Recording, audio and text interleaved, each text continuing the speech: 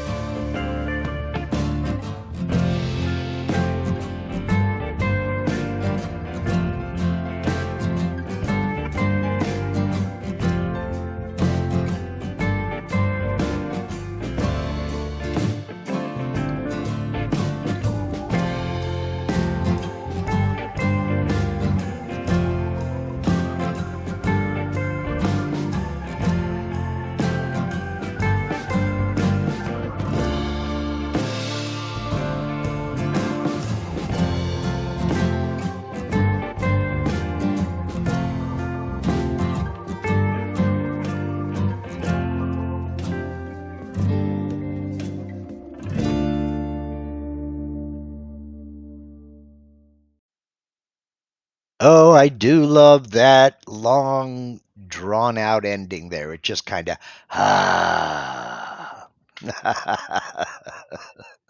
Happy Sunday, everybody. Hope everybody's doing well. Summer is here for sure. We're in triple digit temps here in Southern Oregon.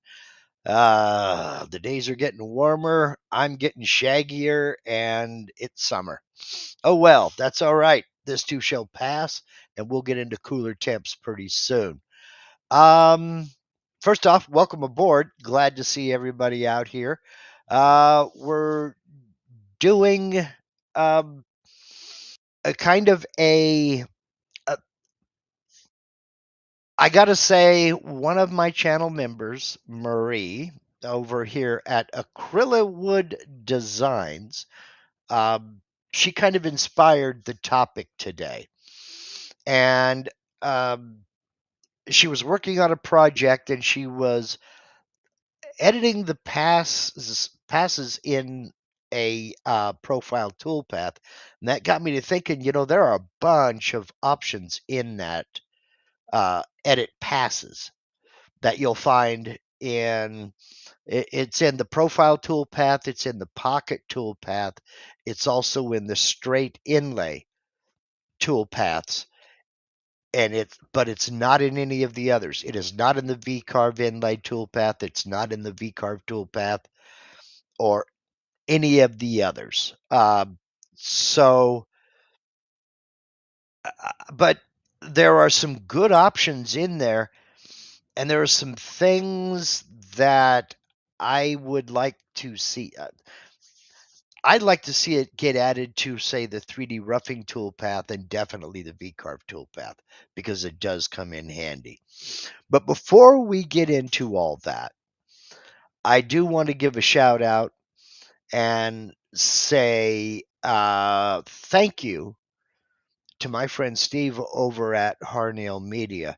I've been singing Steve's praises for a lot of years, since day one, actually.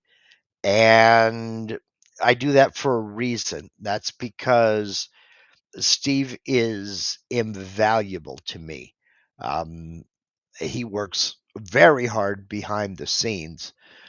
He sponsors my website, marklindsaycnc.com, but he works very hard behind the scenes for all of his clients, every single one. So if you are even toying with the idea of setting up an e-store where you want to offer your products or your services to the public at large, do yourself a favor and reach out to Steve. You can head over to harneilmedia.com, click that contact us link, and shoot him a message. Let him know uh, what you're looking for, the help that you need, and what your end result, what you would like as your end result. And he'll get back to you. It's 100% personalized service. When you're dealing with Harneil Media, you're dealing with Steve, and that's it. And I don't know how he does everything he does. He's very, very competitively priced. I don't think the man leaves the house, and I think he sleeps at his desk, if indeed he sleeps at all, because he has a client base that's worldwide. So time differences be damned. He's going to get you taken care of. So again, if you're sick and tired of paying commissions every time you sell a project, or you sell something through one of these listing sites, or you're tired of paying the price to just list it online, or if you're sick and tired of this listing site displaying your competition right there alongside your products or services, then it's time to branch out on your own. It's time to get your own website with an e-store that you control. If you're thinking about merch, he can hook you up with a print-on-demand company that'll take care of all the inventory, all the shipping, collecting of individuals' taxes or VATs. I mean, you can't go wrong. So do yourself a favor, head over to harneilmedia.com. There's a link down in the description of this live stream and every video and live stream on my channel. It's that way for a reason. Thank you, Steve, for everything you do. I appreciate you more than you'll ever know. harneilmedia.com. Hit the contact us link and get over there. You'll thank me later. Okay, let's go ahead and get over into I'm going to do this in VCarve. So let's go ahead and do this in VCarve Pro. That way folks can see that this is not one of those Aspire only things. All right. And we're going to get into editing the passes. Now I've got a simple rectangle here. No big deal. I'm going to go ahead and select it. And again, this is an option that you're going to find in the profile toolpath, in the pocket toolpath, and over here in the straight inlay toolpath. I have not found it in any of these other toolpaths. I would like to see it added to the VCarve toolpath, the V-inlay toolpath, and the 3D roughing toolpath, but no joy so far. I am suggesting it. We'll see what happens. But let's get into the profile toolpath and I'll tell you what I'm talking about. All right, I have this simple rectangle, and this is one of the more common cases where you would use it. I want to cut all the way through my material. I want to cut out to the outside. I'm making this square. I've got my cut depth will be, I don't remember what my material thickness is, so I'll just type Z equals. All right, my material thickness is 3/4 of an inch. Now I'm going to select my end mill, and for this, I'm going to, no, I don't want to update my database yet. I'm going to select my 1/8 inch end mill. Now, here's where I see people making, I consider a mistake. It does work, but what I'm going to show you is a better way. I see people changing their pass depth here in this screen to accomplish what I'm going to show you. Personally, I never change this. Once I get my pass depth set, it stays. That's it. But I'm going to select this bit, select, and we see now that this is going to take 6 passes with this 1/8 inch end mill. Over here, I have the button that says Edit Passes. So I'll click on that button and it opens up this form. Now, some of you already know about this. Some of you may already use this, but it's a lot more flexible than most people even know. So there are 2 main areas to look at. One is up here. We have this little diagram that shows the various passes. And in this case, we're showing the first pass is going to be 1/8 of an inch, then 1/4, then 3/8, then half, then 5/8, then 3/4. All's well and good. The other area to look at first is down here. 6 passes at 1/8 of an inch. Now here you can adjust the number of passes. If you think, for instance, you're cutting, this is not plywood, this is not something soft, this is Purple Heart. So maybe you don't want it to go 1/8 of an inch per pass. Maybe you want it to do 8 passes just to kind of make it easier on the bit and reduce the chances of breaking that bit. Well, you can come down here and increase that number to 8. And as you can see by the diagram, it's taking smaller bites out of this material. Then you click Set Passes. And that sets this so when you click OK, we're now doing 8 passes. Let me go back in here. I'm going to change that back to 6. Whoops. So we're back to our original. But that's just one of the many options that you have available here. This diagram is very simple. However, it's also interactive. We can select the various passes here, and it's showing pass 3, the depth is 0.375. Pass 4, the depth is 0.5. But we also have this in an editable block. Okay? This is all 100% editable. So, for instance, if you're using a compression bit and you need the first pass on the compression bit to be deeper than 1/8 of an inch, you want that first pass to be 1/4 of an inch. What you can do is you want to eliminate basically this second pass. You can double click on that second pass and it's gone. Okay?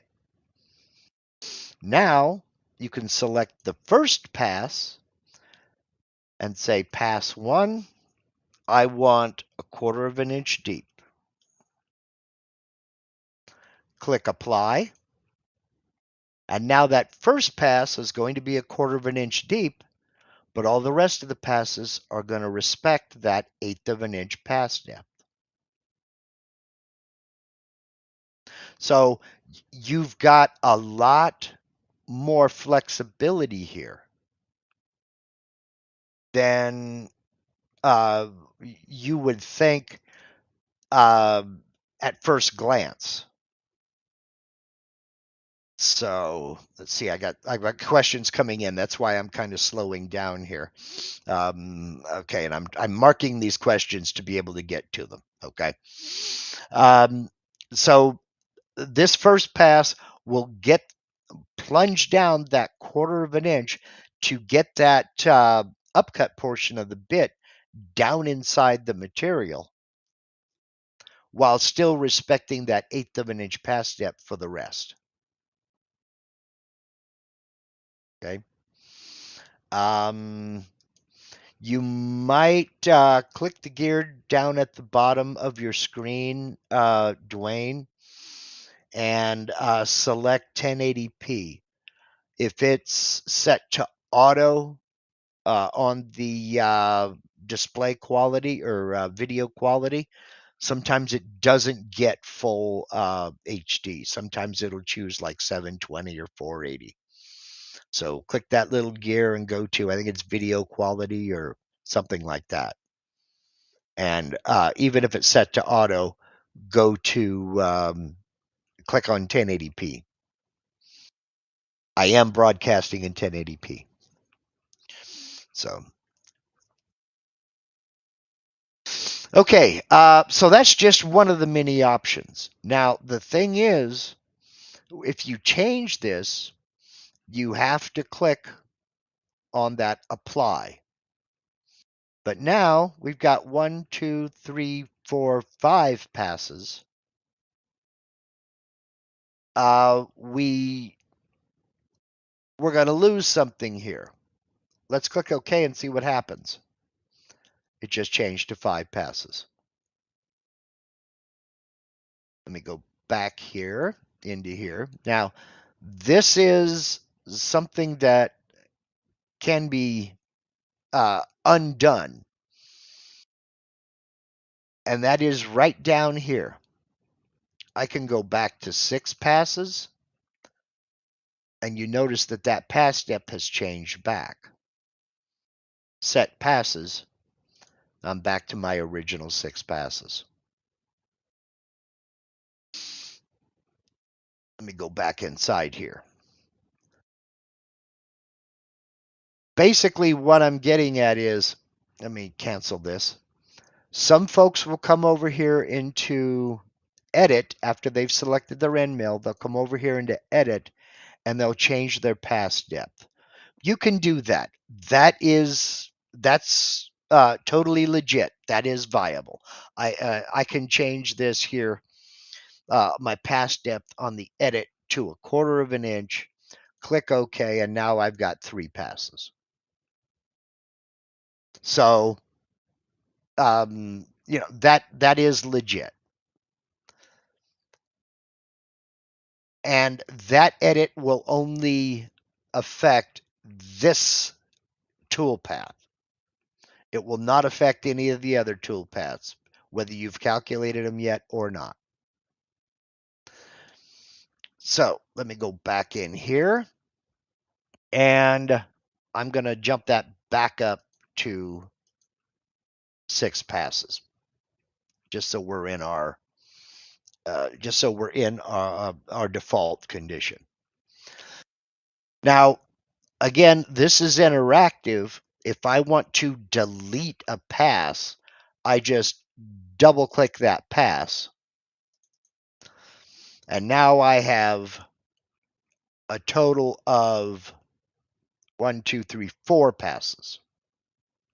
I can also select a pass and set its depth, whatever I want. That might be good for a compression bit, says Sam Spade. Exactly. That is perfect for a compression bit. You can set that first pass to get that upcut portion of the compression bit down into the material before it starts actually cutting the toolpath. Now, again, I've decided, oops, that was a mistake. I don't want to do that. I can come back down here and click Set Passes, and that brings back my default. You can click on each individual pass and set a different depth for that pass if you'd like. Now, I believe it was Marie asked, what about the last pass? We'll get into that right now. The last pass you have down here. This is very, very handy. You want a last pass thickness, for instance. You want to make this nice and shallow. You don't want to be tearing out a lot of material, for example. You want to make this last pass just a skim, and this comes in very handy in a pocket toolpath. You can set a last pass thickness of, let's say you want it to go 30 thousandths of an inch, 0.03. You can click apply, and now it has changed this pass to 0.72, and my last pass is only going to be 30 thousandths to get down to that 0.75. Click OK. Now I have 7 passes. Again, this comes in very handy in a pocket toolpath. I'm going to cancel this and we'll go into a pocket toolpath. And I'm going to remove that 1/8 inch end mill. I'm going to select my 1/4 inch end mill, and I don't want it to go all the way through. I want to make a 3/8 of an inch deep pocket. Okay. Now this is saying with this 1/4 inch end mill, this is going to take 4 passes. That's pretty conservative. So I'm going to edit passes, and I can see that's very conservative. I don't know that I would do that. So I think I'll take that up or down to 3 passes. But I want a nice smooth bottom. I'll let this go ahead and take out 1/8 of an inch per pass, but I want to set a last pass thickness of, let's again use 30 thousandths of an inch. click apply, and it's added another pass, so I'm still going to be doing 4 passes. But it's going to come down 1/8 of an inch, then come down 1/4 of an inch, then it's going to come down to 0.345. Then that last pass is going to be 30 thousandths of an inch. So that I'm not getting as much, I'm not removing as much material, and that reduces bit deflection. It also reduces tear out. So adjusting all of these passes like so, you have more control over what your bit is doing than if you just accept the defaults. And that default being the pass depth that you set in your tool database. So now here, pass depth list utilities. You can populate the pass depth list using the tool pass depth, meaning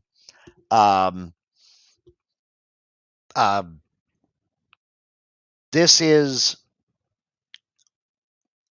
the pass depth list is using the tool pass depth from the tool database. Let's see. You're doing 4 passes at 0.0862 inches per pass with a final pass depth of 0.03. That's basically the list. Now, you can maintain an exact tool pass depth if you want. And what I'm going to do here is nope. I've got this checked, so I can't do that. Let me uncheck it. And I'm going to click this. So it's going to say we're going to go down 0.1 inch tool pass depth. We're going to take 3 passes at 0.01, then a final pass at 0.075. That's going to, so it's going to go down even. We'll click on set passes. It's going to go down an even 0.1 per pass, except that final toolpath is going to be at 0.75.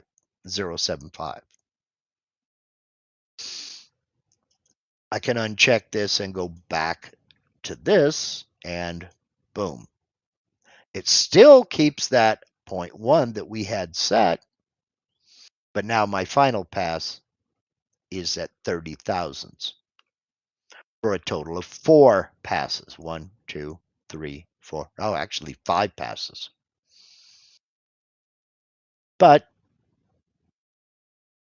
I can remove that one. I can double click it to delete, or since I have pass 3 selected, I can delete it right there. My point being is that you have a lot more control over the passes, the number of passes your bit is taking. So let's see here.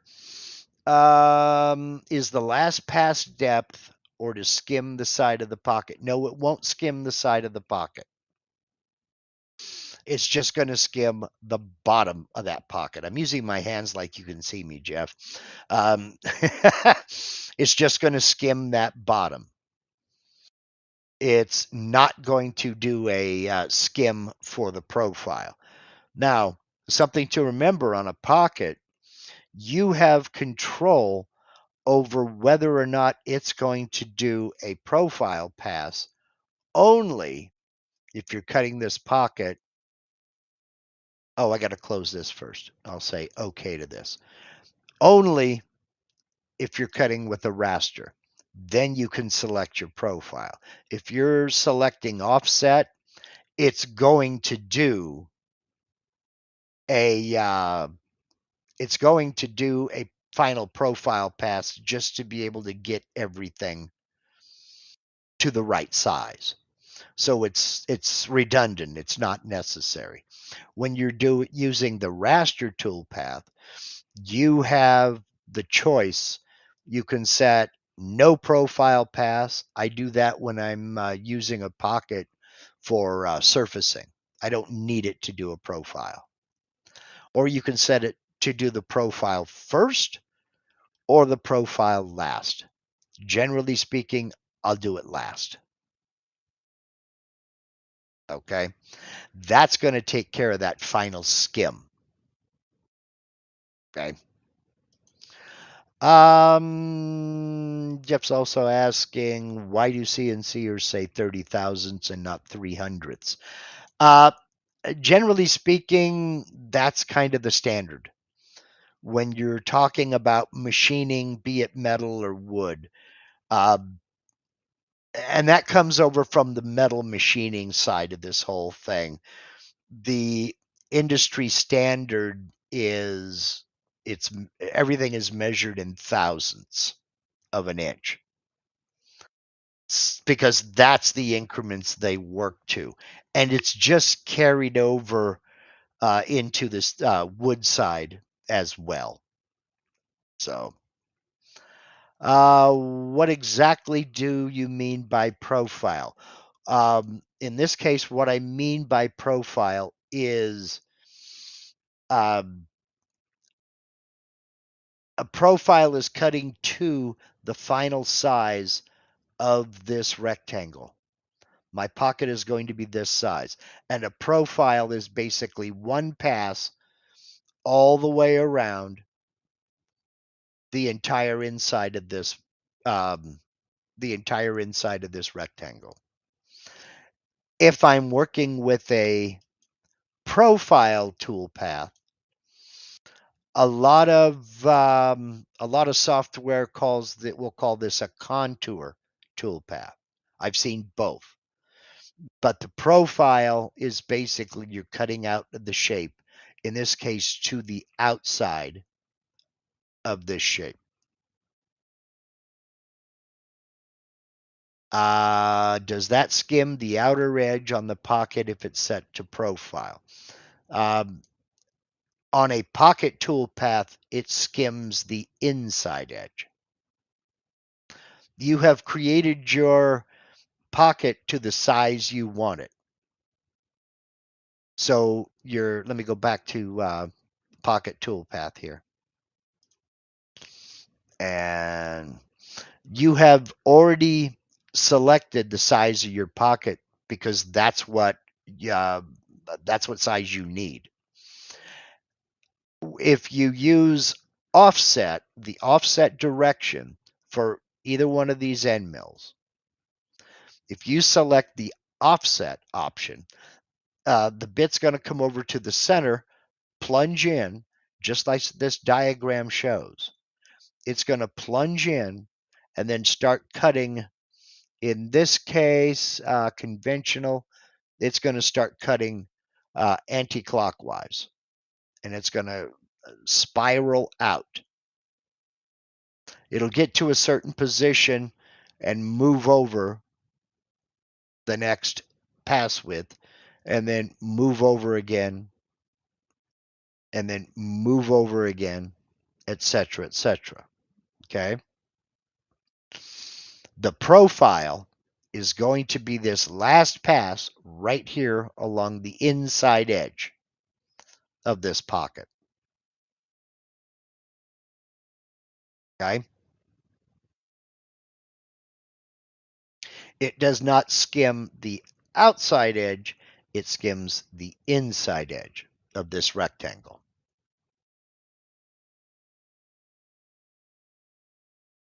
Can you include an allowance with that last pass to clean the sides? I don't believe you can, Jeff, but let's get in and let's see.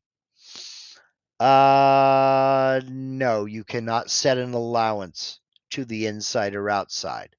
This is 100% just the depth.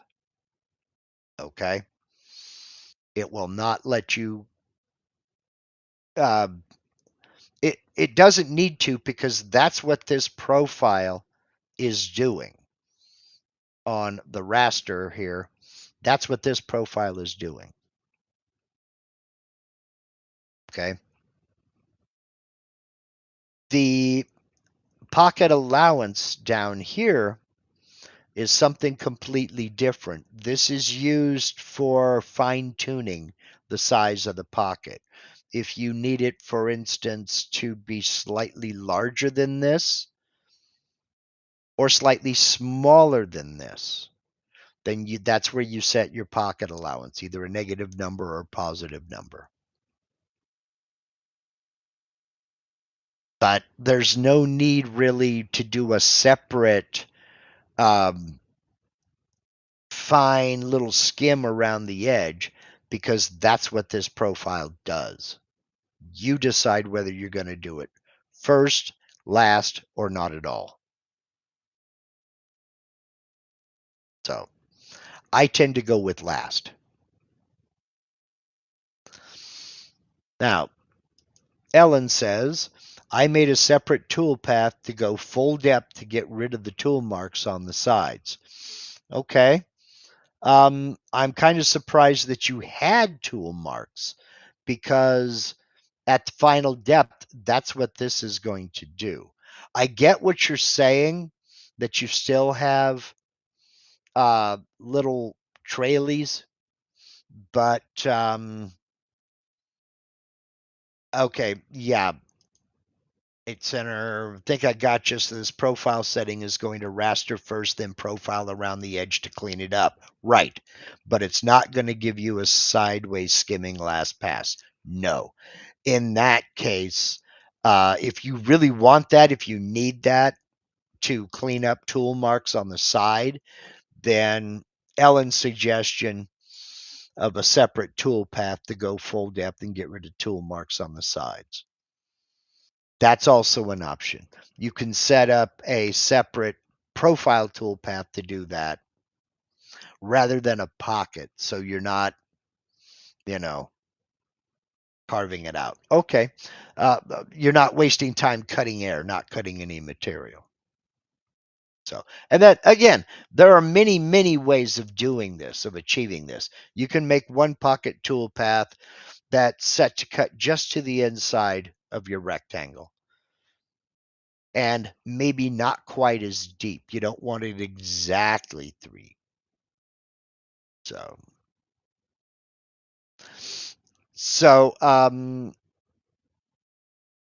you could set up one tool path to cut. In this case, let's get rid of this, remove. And I want to go 0.375 on my pocket, but I don't want this to cut to the full depth, and I don't want it to cut to the full height and width. So we're going to go with 0.37. And I'm going to add a pocket allowance of, let me see, I want to go slightly inside. I'll make it a positive 0.05. And we'll call it pocket 1, just like that. We'll calculate it. All right. Now, let me come over here into my 2D view, and we can see right here, this is the tool path. This is where it's going to cut. It's not cutting out to the full width or height of the pocket I want. Okay. Now, so let me go back over into the 3D view, and we're going to preview that. Zip, zip, zip. Okay. I'm going to turn on the vectors, and we can see that it didn't quite come out to the height and width. And look at my readout over here down at the bottom right. It did not cut the full depth. It is 0.37. So now let me, I'll keep the vectors turned on, close this. come into another pocket toolpath. This time I wanted to cut 0.375. Same end mill. No pocket allowance this time. We're going to edit passes, and we're going to do it all in one pass.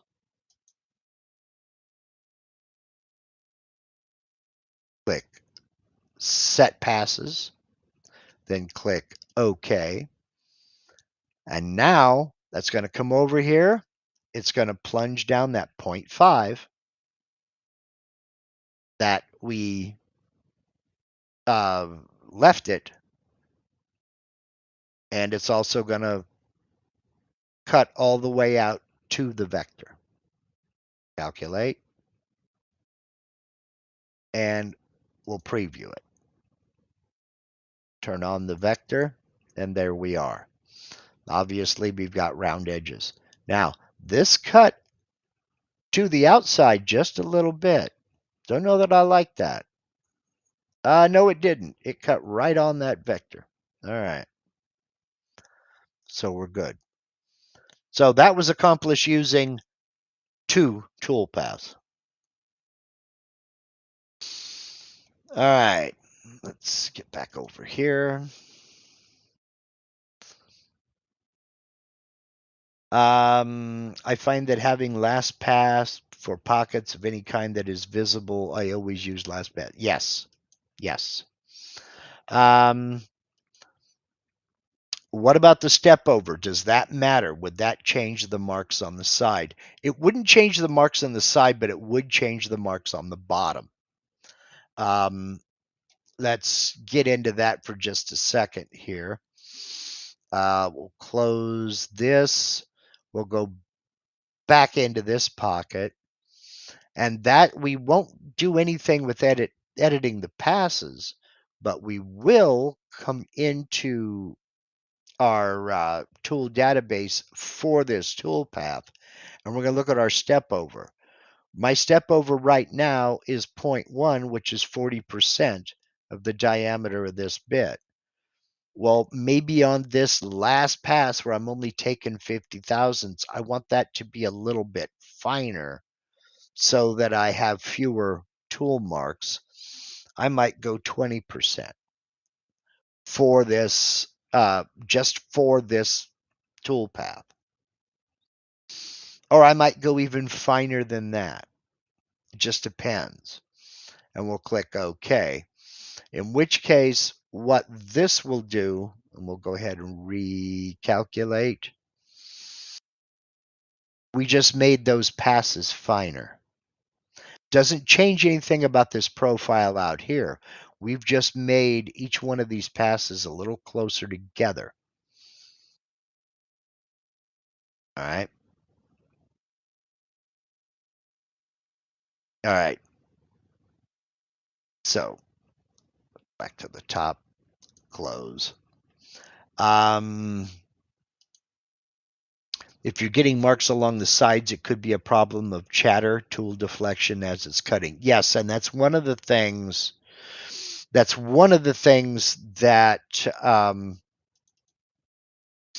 editing the number of passes is trying to avoid. Less tool deflection and more controlled machining. So it's not going to cure it. There's not a thing that will that is a cure-all. So it does double the cut time because I've just doubled the number of passes. However, it's been said many, many times, that's where your priorities have to come in. Do you prefer, okay, this will take me 34 minutes to cut on this.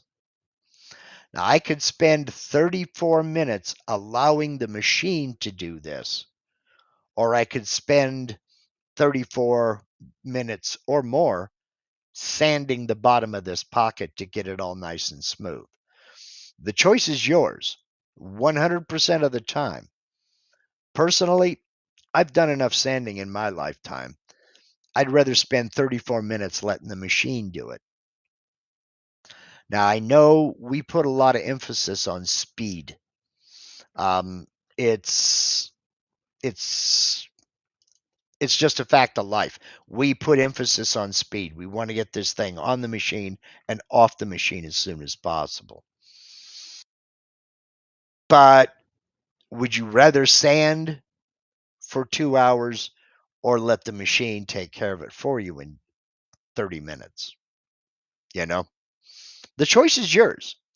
And I'm not going to say which way is better or best because you're the only one that can make that call. Let's get into some of your questions that we have here. And you nailed it. I am going to make that sign and put it up here behind me where you can see it. Slow is smooth, smooth is fast. We had another saying when I was in the Army. Why do we never have time to do it right, but we always seem to have the time to do it over? You know? Doesn't make sense to me.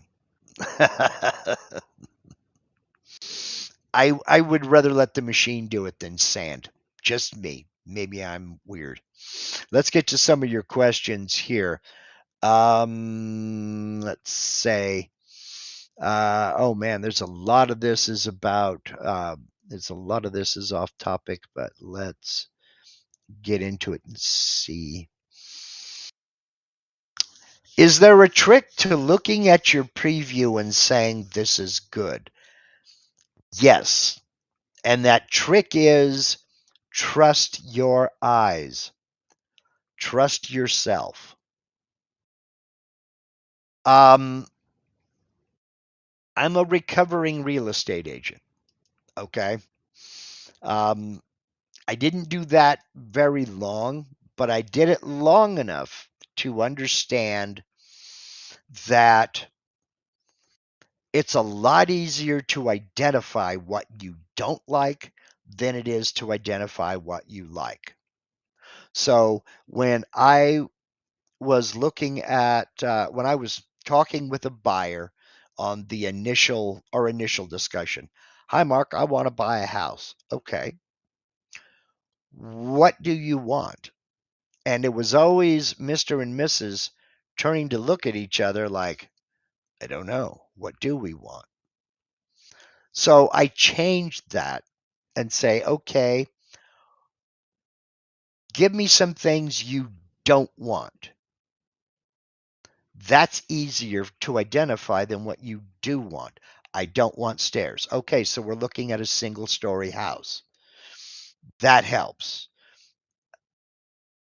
Do you want a basement? No, don't want a basement. Okay. He says, I don't like a detached garage. I want an attached garage. Okay. That way we're narrowing down what you want. But you're not telling me what you want. You're telling me what you don't want. So it's the same thing with a preview. You do know what you like, but it's easier to identify what you don't like. If you don't like the font you're using for text, go back and change it. You don't like the depth of a pocket, go back and change it. All of this is 100%.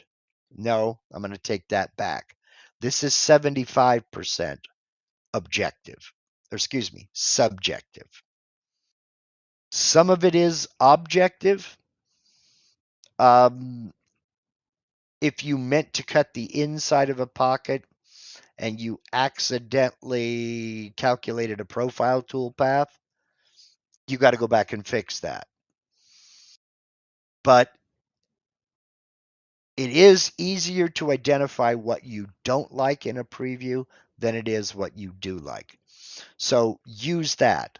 And again, trust your eyes. You do know what you like. And if it looks good to you, it's probably going to look good to your client. That's where saving a preview photo comes in. And that's right here in the preview, save a preview image. I'll uncheck the toolpath so we're not seeing that. I'll cock this over to what I consider to be a jaunty angle. Move it up a little bit so that it's right there. Then I'll save the preview image. And it's going to save that preview image just like I have it set right here. Then shoot that to the client and get their input. If they wanted a specific font, give it to them. If you change the font, you're not doing what the customer wanted. They may still approve of it, but that's what this is for. I couldn't give you the font you wanted. I couldn't find it. It's not available, or it's not available for commercial purposes. Is this font okay? That's what this is for. Okay. So is there a secret to saying that looks good in the preview? Trust your eyes. Trust your eyes. Everybody, I believe everybody on the face of the earth has an artistic streak. Maybe we just haven't touched it yet.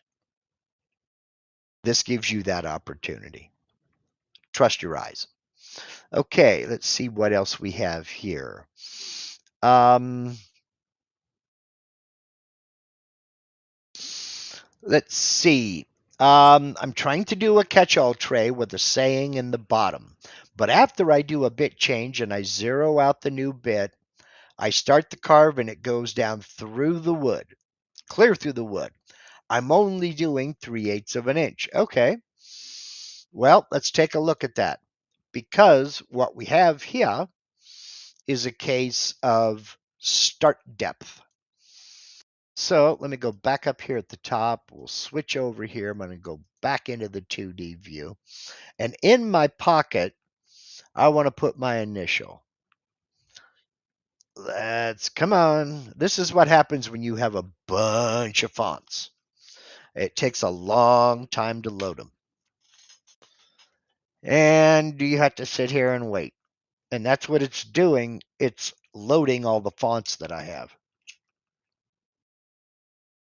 Well, now, there we go. Okay. I'm going to go ahead and select. I can't. It's too late. Yes, I can. All right. I'm going to do text in a box. It's going to size this letter inside this vector here. First thing I'm going to do is I'm going to change that font.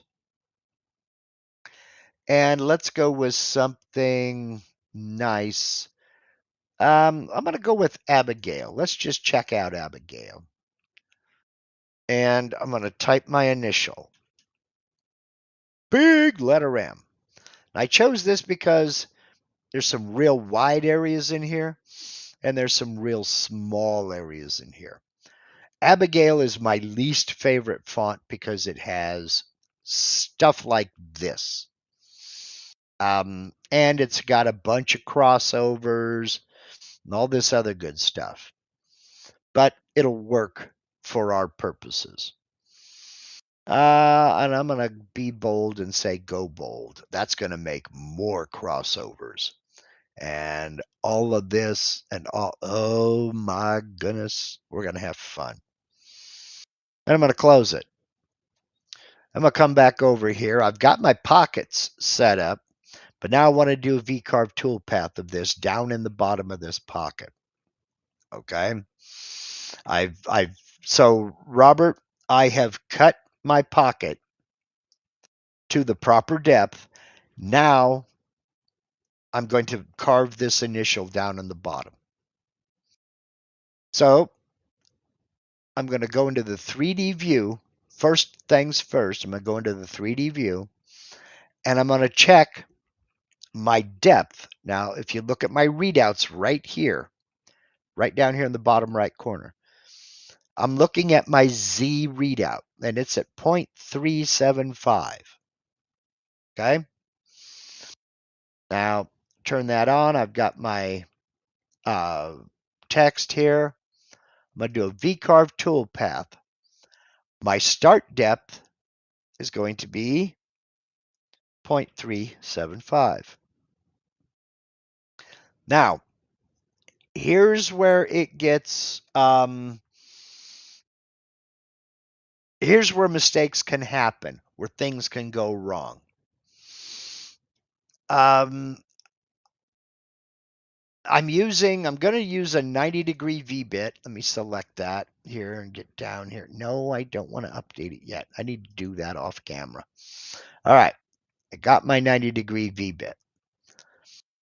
Because I've got a fairly wide area in here, the way a V-bit works is it's going to plunge to the depth it needs to cut in between these two sides of the vector. That may cause it to go all the way through. I'm going to find out, but I've got my start depth set, so it's going to start carving down here in the bottom of this pocket. And I'm just going to leave everything else alone, and we'll calculate it. Now, all those crossovers and intersections and overlaps have triggered the vector validator. I'm just going to continue anyway and see what we get. All right. And we'll preview that toolpath. Now, it did cut pretty deep. And I'm not sure I'm happy with the way it cut some of this stuff.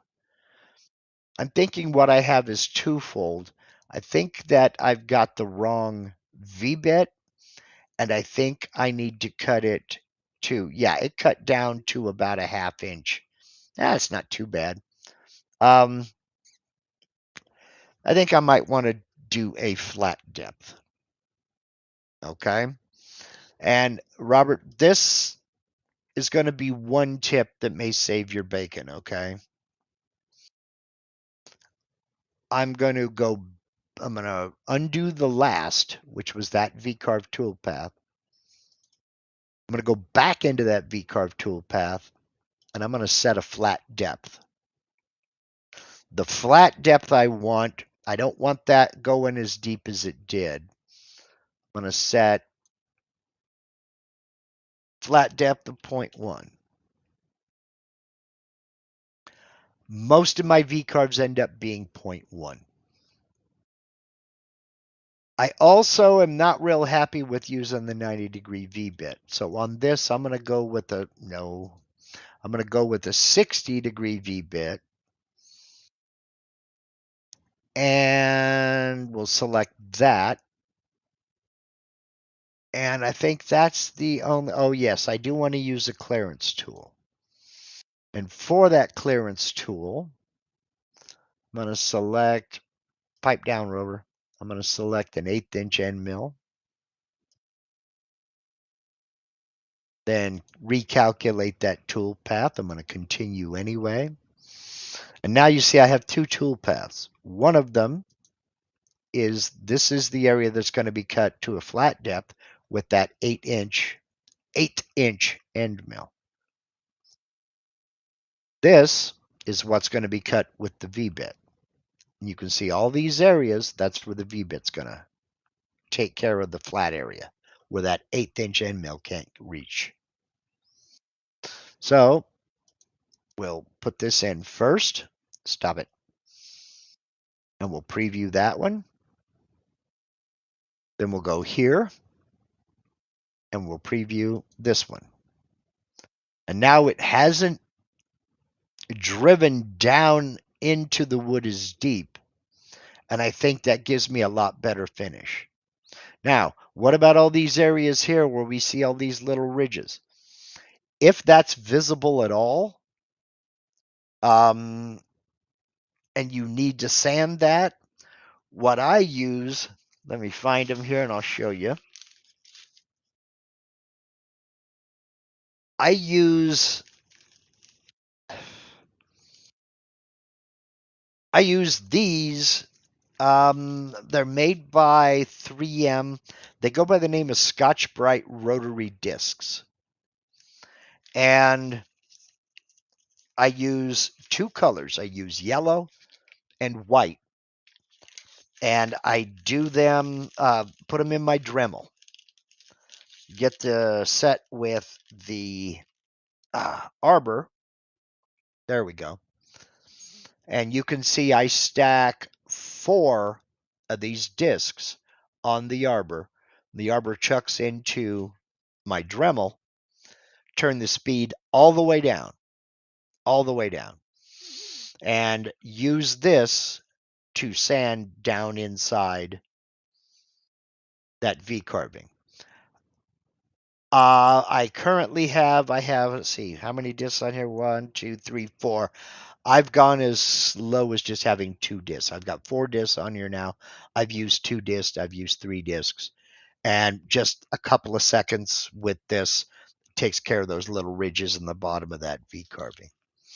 But it's a combination, overall, it's a combination of, let me get back here and do this all the way. Close, we'll go back into this toolpath. It's a combination of setting your start depth correctly, setting a flat depth, and then selecting the proper V-bit. If your V-bit is cutting through the wood all the way through, you either have too sharp of a too aggressive of a slope, meaning, I don't know if you're using 30, 60, 90. You may have to get a V-bit that's a lot shallower. If it's larger text, you can go all the way up to 120 or 150 degree for large text. For small text, you may be down into the 30 to 15 to 10 degree. It just depends on what you're doing, what you're using. Now, the other part of this is, where are you setting your Z0 when you change it out? Your Z0 should be set to the same place you set to cut this pocket in the first place. So if you're setting your Z0 out here on the surface of the material, after you do the bit change and put in your V bit, it should still be set here on the material. Don't set it down in the pocket. You'll set it the same place you set your Z0 to cut the pocket. So I hope that helps you, Robert. That was a long way to go, but I hope you got that. Let's see. I think I've got I took care of those. Okay.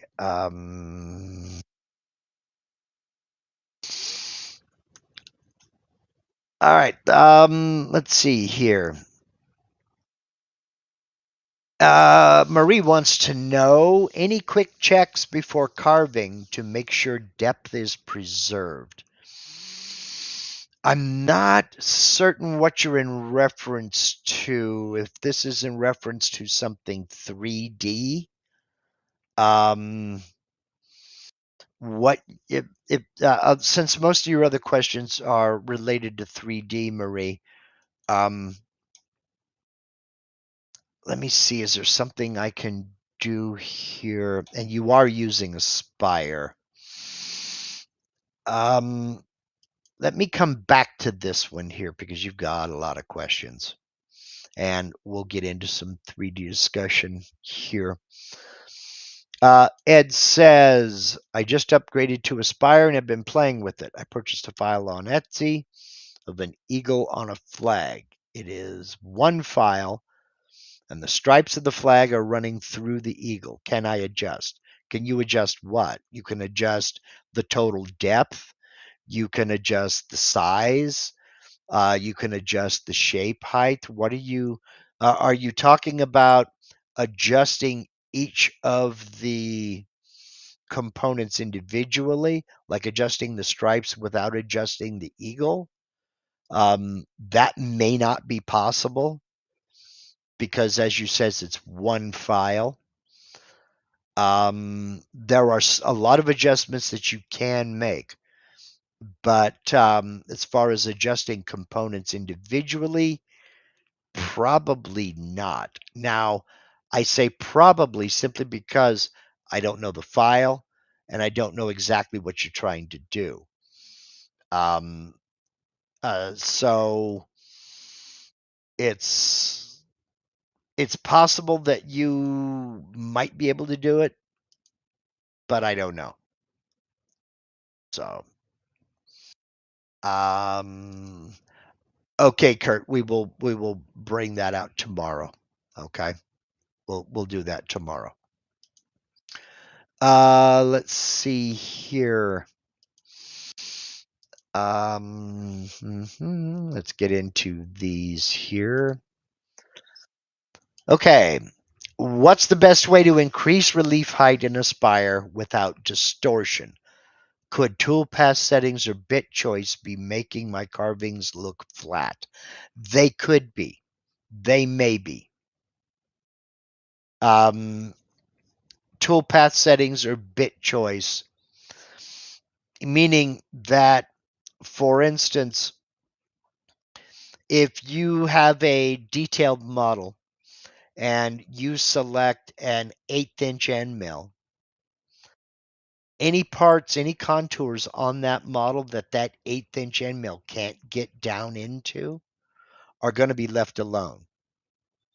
So it's possible you need to use a smaller end mill to get down in there to get that relief that you're talking about, to keep it from looking flat.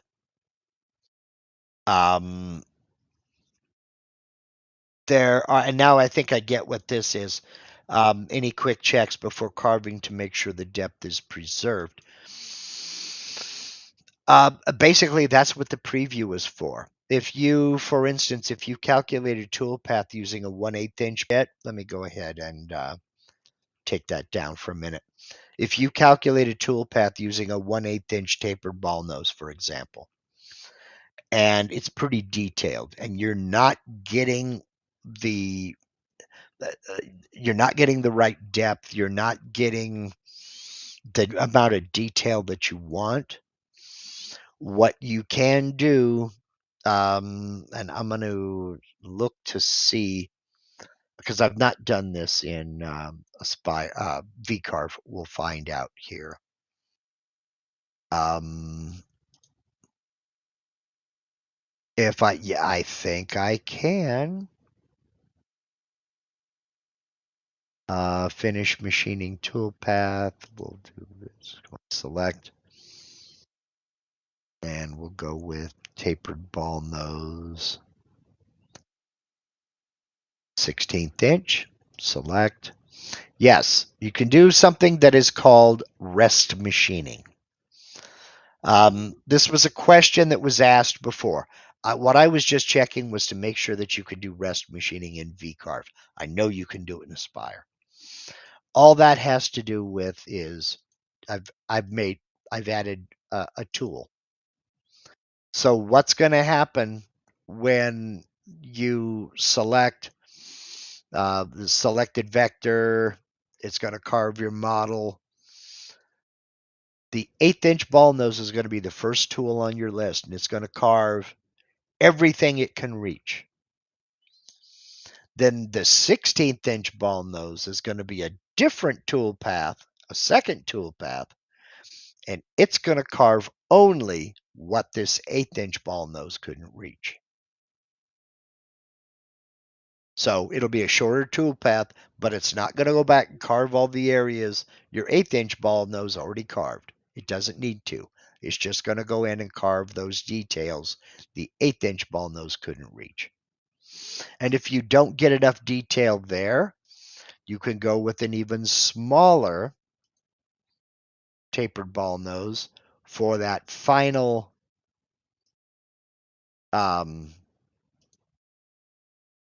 and now I'm going to move that down to the bottom. There we go. So you'll start with that bit, get as much as it can do, then go to the next bit and get as much as it can do. Then for that last little bit of oomph, go with this bit and it'll get what it can do without having to go back and recut all of these. That's called rest machining. Rest machining, the reason they call it rest machining is it's a contraction of the words remaining stock. You're cutting away what remains after the first bit. So you take the RE from remaining and ST from stock, put them together, rest machining. It works very well. There are differing opinions on that, but I think that may be what you're looking for. Okay. Ed's looking just to raise the height of the eagle. There might be a way of doing that, Ed, but I would have to look at the file. And it's going to be one of those. It's going to be one of those cases of being able to isolate that section of the model and make it its own component. Then you can adjust the shape height of it. But that's going to be one of those things that's an individual basis. You know, it may be able to be done or it may not. And it's just simply based on how complex the detail is in that bas relief. So this will be a case by case basis kind of a thing.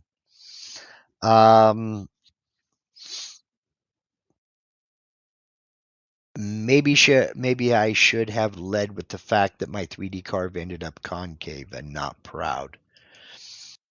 Might have to take a look at that and see something about combined modes and what have you. This starting to sound like it's going to be on a case-by-case basis as well. It may have been something had to do with just that file. That something was off or... Okay. When resizing an imported STL in Aspire, how do I avoid flattening the model? Is there a way to scale the X and Y without unintentionally compressing Z? Yes, there is a way to do that. And this is universal. It doesn't matter if this is VCarve or Aspire. Let me get out of this so I can go back over there. Zip, and we'll go back into the 2D view just because that bugs me. You import an STL file. You get it here in your material. Now you want to scale it. So you click Set Selected Object Size. Because this is not a 3D model, I can't check it. But right here you have Auto Scale Z. Let me just close this. I think I'm done with this. Yeah, I'll go ahead and get rid of this. Delete. Excuse me. I'll go into clip art, and VCarve's clip art does not have our buddy Wally Gator, so I'll use a fish. And I'll bring that fish out here. Okay. Now I'll go back over to my design tab. I've got my fish. Here's my 3D view. We're all set. We'll go back over to my 2D view. Now, when I select the object and I want to scale it, Auto Scale Z is automatically selected. All I do is uncheck that. Now, no matter how big or small I make this, it's not going to auto scale that Z. That thickness, that Z height should stay the same. But let's check. I'm going to go into Components, and I'm going to right click on the BAS, and I'm going to look at the properties, and we see it's 0.5441. All right. I'm going to jump back over here to set selected object size, and I'm going to make the width in X, let's make it 6 inches. So we're going to reduce this in size. Apply, close. I'm going to go back over to my components, and it is still 0.5442. The Z height has not changed. That is a thick model. All right. I'm going to close that. I'm going to go back over to the Design tab. Hello, I'm going to go back over to the Design tab. I have it selected. I'm going to set selected object size. No auto scale Z. And I'm going to make it 10 inches wide in X. Apply. Close. And now if I come into my component, go into properties, it's the same shape height. It's the same thickness. So I hope that helps you out there, Marie. When you scale it, if you change the size by going into move and transform mode and you adjust the size this way, it is going to scale the Z along with it. But if you use set selected object size and turn off auto scale Z, it won't change that Z height. It won't change the thickness. Okay? I hope that helps. All right. I think I got everybody's questions, unless I missed some. May have forgotten the auto management. Okay. You're talking about concave instead of proud. Combine mode is very important. It is very important. In fact, I would say if you've, and I think I know the project that you're referring to. Yes, the combine mode could have been an issue. But I have to say, I also did you a disservice because I forgot a step. So, let's see here. 8 Center says I had one there. Mark, resetting the boundary box after vector rotation. I didn't see that one. That must have come in when I was in the middle of doing something else. There we go. Okay, does anyone know if it's possible to reset the boundary box square after you've rotated a vector path to the correct angle? I'm not sure I understand. Reset the boundary box square after you've rotated a vector path to the correct angle. I'm not sure I understand that. Give me a context, 8th Center. What are you attempting to do? What do you mean by boundary box? Is this on a 3D carve or? Yeah, that I don't have any context. Resetting the boundary box after a vector rotation. Are you talking about after you've rotated a vector to the correct angle? Are you talking about recalculating a toolpath? Or are you talking about a boundary box around a 3D model?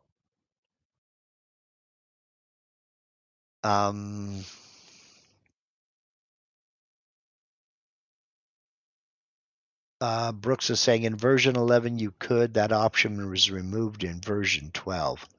I'm not sure. I'm still not sure about the. Are you talking about a bounding box? If you make a okay, wait a minute. Here we go. If you make a box and rotate it, say 13 degrees, the bounding box will show it as an angle. Okay. Okay. The bounding box. All right. All right. Yeah. The boundary box around the vector. Okay. Yeah. Yeah. I think Brooks is correct. I think in version 11 and 11.5 you could, but I think since version 12, if quit it, clicked the wrong thing.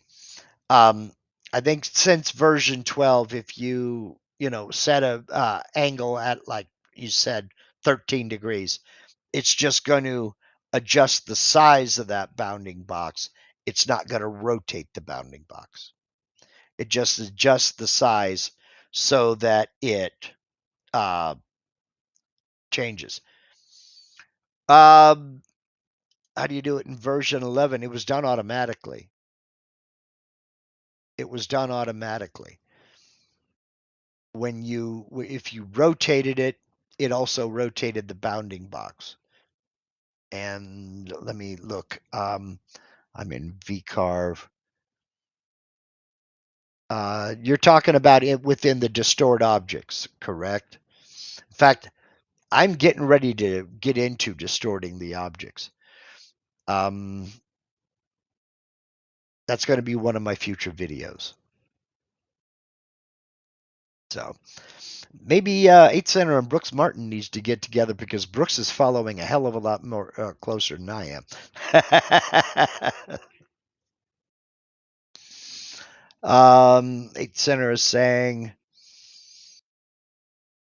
so I may be able. Whoops. I know if I'm writing text in a bounding box, I save a copy of the original box and place it back. Yes. 8 Center is saying, so I may be able to copy the vector into 11, then copy it back to 12.5. What I would do, and I'm not sure that this will work. In fact, you know what? Let's try it. Let's try it.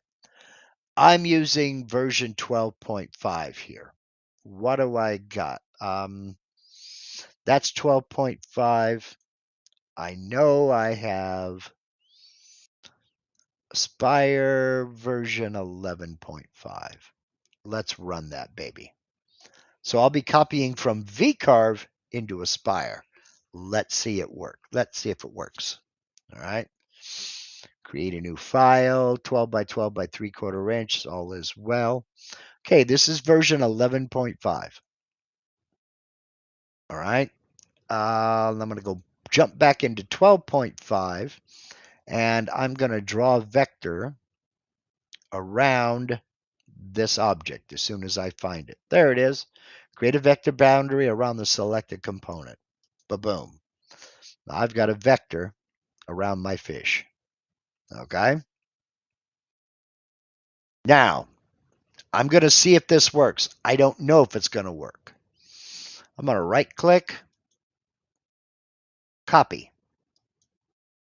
I'm going to jump over into Aspire 11.5, right to the middle, right click, paste. Did not work. Dang. Let's try Control V. Dang, no joy. Paste. No joy. So, version 11 has the option bake rotated bounds. Okay. And 12 doesn't. So, I know I can't copy and paste from vcarve 12.5 to Aspire 11.5. Let's see if I can go from Aspire 12.5 to Aspire 11.5. Create a file. And that's good. Okay. And let's just draw this. Close, because I don't know what you're trying to. And I'll select, copy, go back to 11.5, paste. It worked from Aspire to Aspire. but not V-carve to Aspire, or Aspire to V-carve. All right. So you can copy that vector from version 12.5 into 11.5. But if you try to save a file, like I can't save a Aspire file in version 11.5, or excuse me, in version 12.5, but not um, vcarve. Excuse me. Lost my train of thought. It left the station.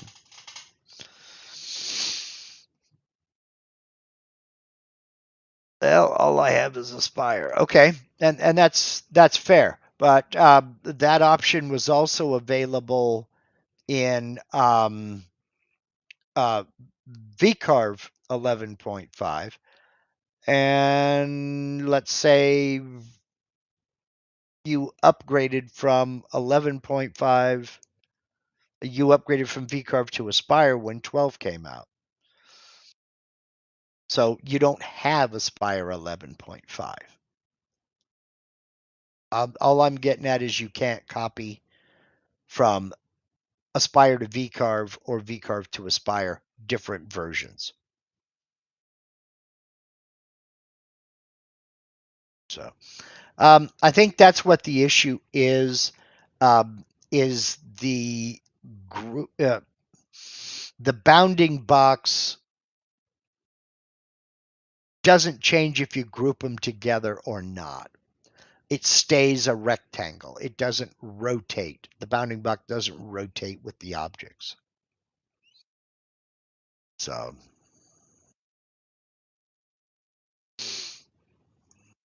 all right.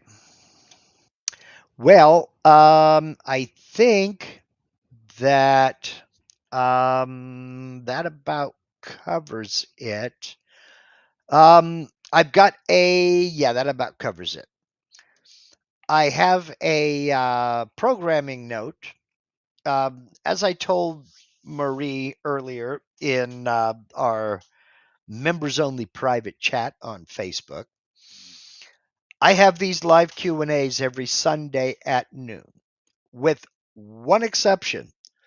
Next week, I have a special guest coming on, and our schedules didn't quite match up. So I'm having Nick French from Big Nick's Designs as my special guest next week.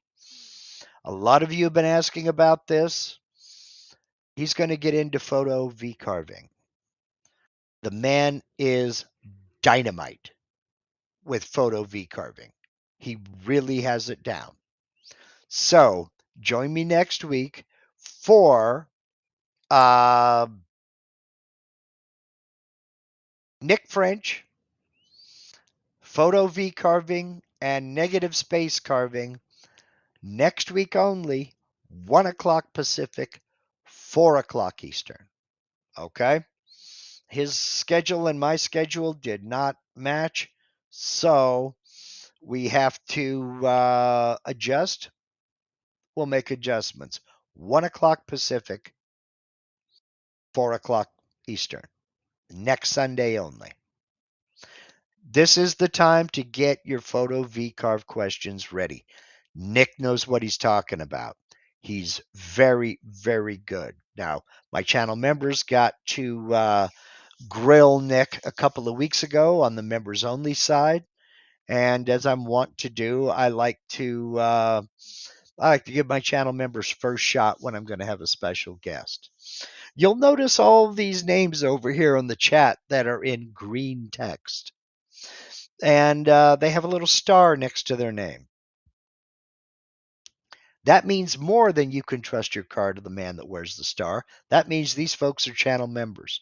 The color of the star indicates how long they've been channel members. Some of these folks have been with me from day one, and I appreciate you all more than you'll ever know. Channel members, tomorrow, Michael Bernasconi and I are going to do a little bit of work in 3D, and we have a very, very special announcement coming. Um, Something we did a little bit last year, but this is bigger, better. It's going to create a lot of buzz, and you definitely want to get involved in this because this is going to be pretty big. This is for channel members only. Tomorrow, 5 p.m. Pacific, or excuse me, 5:30 p.m. Pacific, 8:30 p.m. Eastern.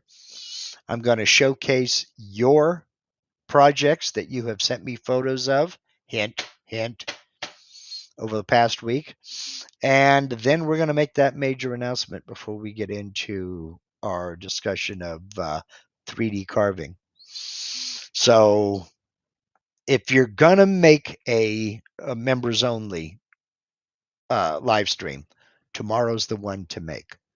This is going to be big and you're going to enjoy it. So if you don't know what the heck that I'm talking about, if you'd like information on being a channel member, right down below this video panel, you're going to see the word join.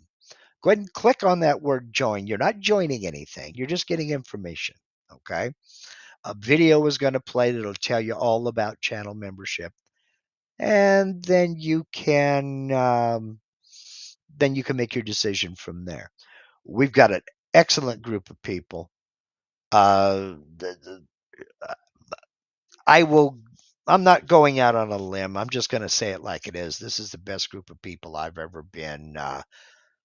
I've ever been blessed enough to associate with, and some of the best people I've ever met. So, channel members, please, please, please. I hope I get 100% of you joining us tomorrow. This is going to be big. For everybody else, next Sunday, bring your photo V carving questions or your negative space carving questions. Google it. It is a thing. Your negative space carving questions, because Nick French from Big Nick's Designs is going to be here, and it's going to be a good one. So, thank you all for spending part of your Sunday afternoon with me here. I greatly appreciate it. And from here, y'all take care. Go jump in the pool, man. Go set aside some time and play with the kids. Take them to the beach, take them to the lake.